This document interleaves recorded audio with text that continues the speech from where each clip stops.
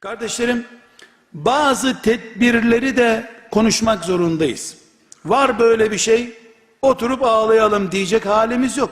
Var ve bu bir imtihan nedeni. Bununla Allah imtihan edecek bizi.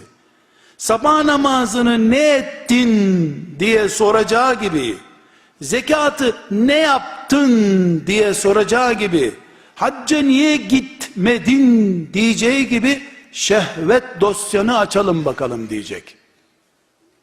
Şehvet dosyanı açalım diyecek.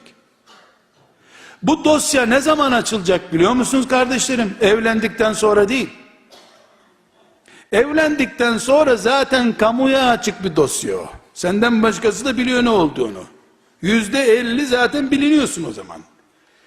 Ta çocukluk günlerinden başlayacak dosya açımı.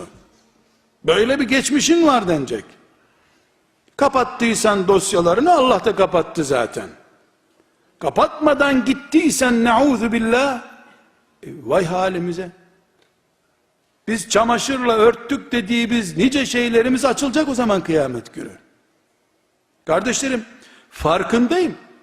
Böyle şeyler konuşuldu mu? Yani ashab-ı kiramın cömertlikleri konuşulsa daha iyi olurdu elbette, geçiyor içimizden. Hem şehitlerle ilgili, Allah dostlarıyla ilgili bir sürü menkıbeler var. Bunlara ne gerek var? Nere atacağız? Bu dosyalar nereye gidecek? Kim ilgilenecek bu şehvet dünyamızda? Bir dert bizim derdimiz. Hesabını da ben vereceğim. Kim kurtaracak bizi bu işten? Hiç kimse.